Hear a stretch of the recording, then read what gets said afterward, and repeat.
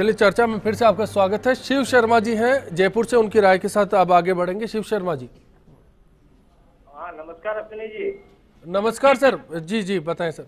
ये सुशील जी, सुशील जी बोल रहे हैं जी, बताएं। जी कई दिनों से बात नहीं हुई आपसे, तो आज बात कर लेते हैं। जी जी जी।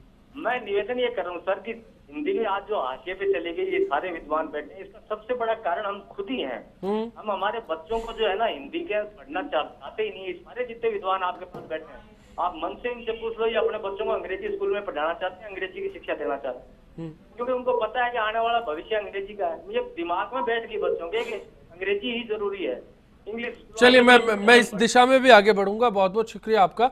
सुरेंद्र दुबे जी, आप कितना सहमत है सुशील शर्मा जी ने जो अभी बात कही कि हम लोग अक्सर क्या होता है कि आदर्शवादी स्थितियां तो रख देते हैं लेकिन उनका अनुसरण नहीं करते। हमारे दोहरे आचरण है निश्चित रूप से।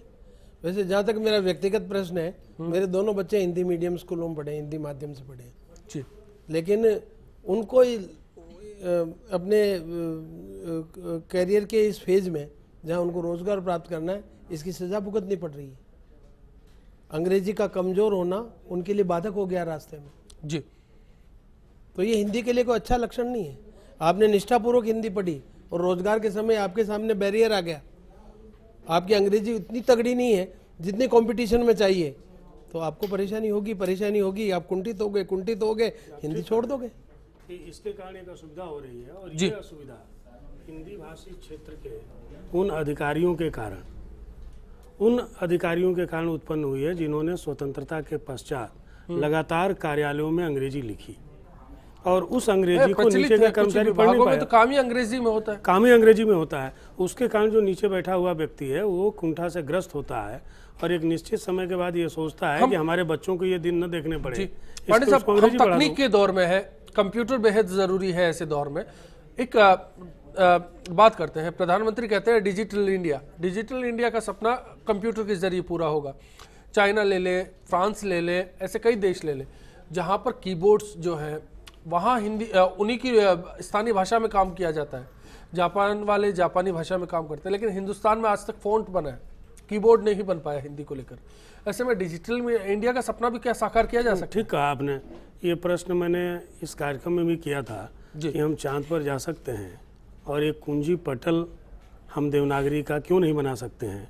ये बहुत पहले बन जाना चाहिए था, और कई सॉफ्टवेयर ऐसे हैं जिनके माध्यम से हम काम करते हैं, लेकिन सीधा जो कुंजी पटल है जिसको हम कीबोर्ड कहते हैं, वो कब हिंदी में आएगा जिससे कि हिंदी क्षेत्र के लोग आसानी से अपनी देवनागरी लिपि जिसको पहचानते हैं और जिसमें काम करते हैं, जिसको लिखते हैं, उसके माध्यम से काम कर सकें।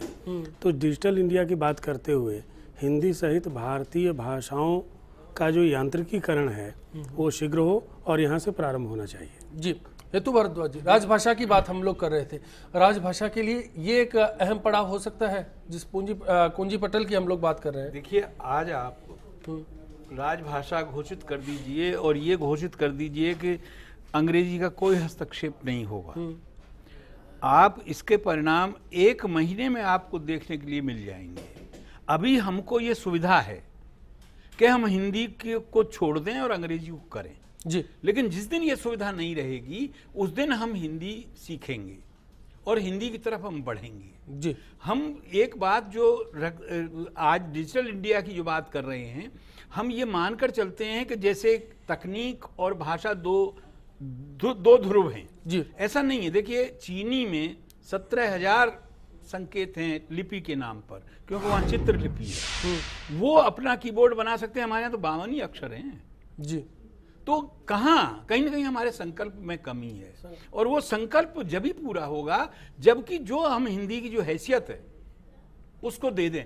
या आप इसका उलट भी कर सकते हैं जी। उलट ये कर सकते हैं कि आप हिंदी की को संविधान की तरफ से बिल्कुल बरी कर दीजिए, वो जनता की भाषा रहेगी जी।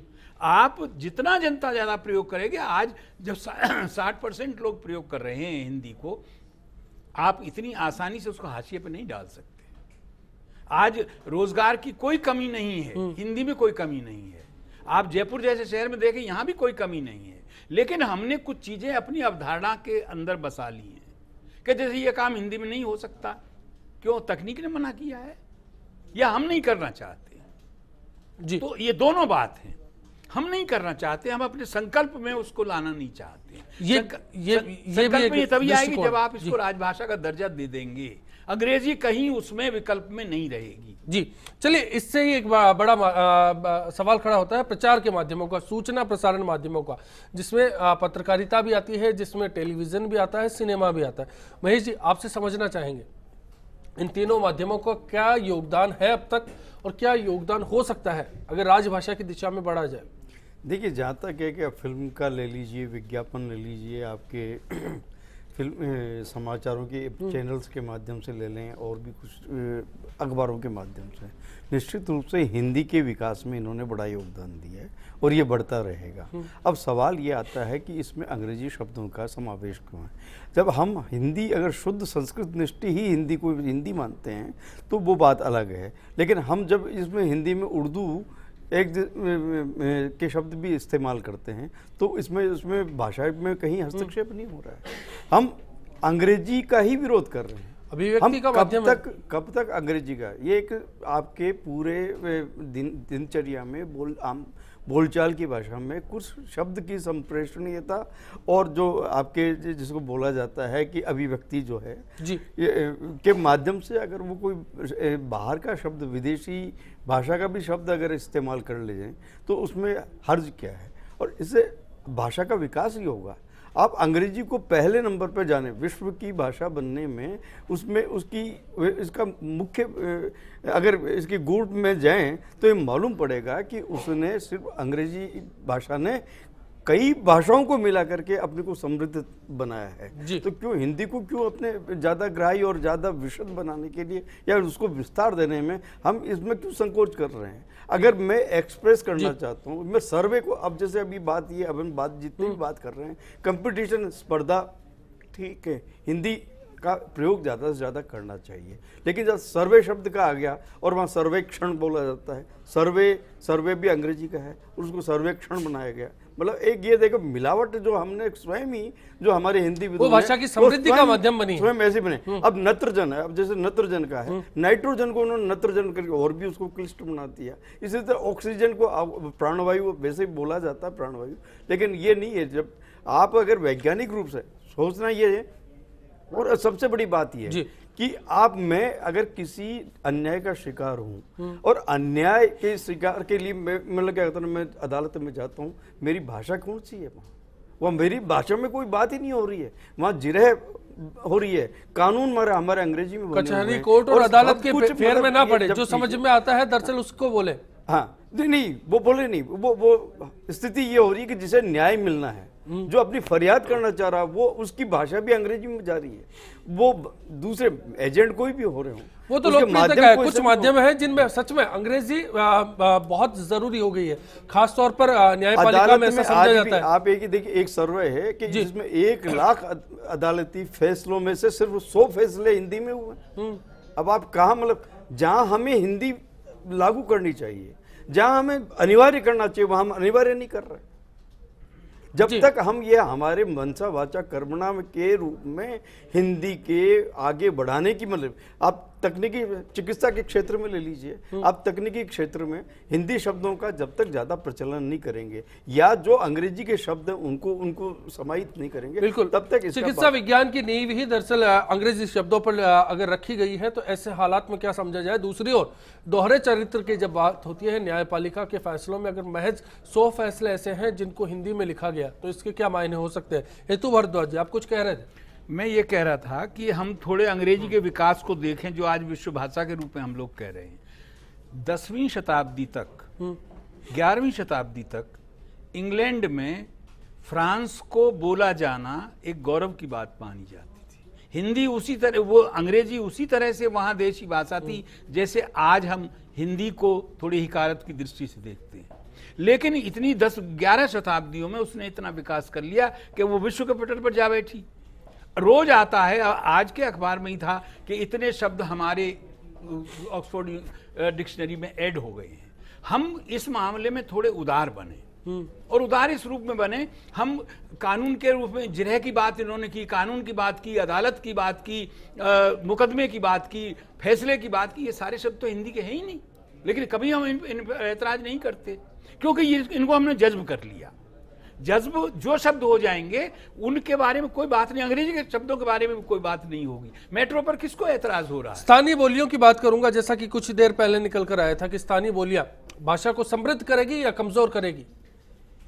देखिए, बोलियां और जो स्थानीय भाषा है उनकी मान्यताओं की बात होती है। देखिए, हमारी एक पीड़ा रही है, जो डॉक्टर साहब ने कहा था कि जो ये हमारा आयोग है, शब्दावली आयोग, उसके पास 8-10 लाख शब्द हैं जो अब तक उन्होंने बनाए हैं। जी हाँ, लेकिन वहां जो सबसे बड़ी समस्या ये है कि उन 8-10 लाख शब्दों में से प्रयोग में कितने आ रहे हैं देखना ये है। जी, हमारी तिजोरी में बहुत सारा सामान रखा हुआ है लेकिन उपयोग में नहीं है। आप क्या कहेंगे पांडे साहब इस बात को लेकर? स्थानीय भाषाओं को लेकर समृद्ध करेंगे, हिंदी को कमजोर करेंगे? हमेशा से ही ये भाषाएं हिंदी को समृद्ध करती रही हैं। दूसरी बात, जब हम लोग भाषा पर चर्चा करते हैं तो यूरोप और अमेरिका हमारे दिमाग में रहता है और उस दृष्टि से हम बात करते हैं। जैसे शब्दों की बात आई कि क्लिष्ट संस्कृत के शब्दों का प्रयोग ही हिंदी है, तो हिंदी नहीं चलेगी। मुझे नहीं लगता कि इसका पैरोकार कोई भारत में है। अगर संयुक्त राष्ट्र हिंदी को मान्यता नहीं देता तो हमें यूँ लगता है कि हमारी भाषा को मान्यता नहीं मिली। ये ठीक है, मन को तो लगता ही है कि बहुत कम बोलने वालों लोगों की भाषाओं को संयुक्त राष्ट्र संघ में मान्यता है। तो 60 करोड़ की भाषा, 60 करोड़ तो हिंदी भाषी हैं जो 10 राज्यों में फैले हुए हैं। इसके अलावा 20 करोड़ लोग और भी हैं जो हिंदी बोलते और सबसे ज्यादा बोली जाने वाली 80 करोड़ की भाषा संयुक्त राष्ट्र संघ की भाषा तो होनी ही चाहिए, एक बात। दूसरी बात, शब्दों को प्रचलन में लावे। अंग्रेजी और हिंदी पढ़ने के साथ भी हमारे दिमाग में असुविधा है। जब हम बच्चे को अंग्रेजी माध्यम में पढ़ाते हैं तो कक्षा 1 से नहीं, उसके और भी नीचे से उसको शब्दकोश देते हैं और हर कार्यालय में अंग्रेजी में जो टिप्पणी लिखता है उसके टेबल के ऊपर शब्दकोश होता है। हिंदी पढ़ने वाला विद्यार्थी कक्षा 1 से PhD तक कर जाता है, कोई शब्दकोश नहीं होता उसके पास। और जैसे ही एक शब्द आ गया, निष्णात शब्द आ गया, तो वो क्या कहता है, ये संस्कृत हो गई, कठिन हो गया। लेकिन अंग्रेजी पढ़ने वाला जब होता है वो देखता है कि टाइम्स ऑफ इंडिया या हिंदू, उस अखबार को पढ़ें और उसमें जितने भी कठिन शब्द हैं उसको इकट्ठा करें और शब्दकोश में उसका अर्थ देखें और अपने शब्दकोश को समृद्ध करें। और हिंदी का विद्यार्थी या हिंदी भाषी व्यक्ति ये सोचता है कि बोलचाल की भाषा में चलन में जितने शब्द आ गए उन्हीं शब्दों से हमारा काम संकुचन भी आपकी समृद्धि में कहीं ना कहीं अवरोधक होता है, साफ इससे लगता है। विक्रांत जी रावत भाटा से क्या कहेंगे? विक्रांत जी, आप लगता है कॉलर डिस्कनेक्ट हो गए। ब्रेक का कॉल आ रहा है, मैं ब्रेक पर जाऊंगा। ब्रेक के बाद दुबे साहब आप ही से वापसी करेंगे। आखिरी दौर में समझना चाहेंगे समृद्धि का आधार फिर क्या समझा जा सकता है। फिलहाल एक ब्रेक।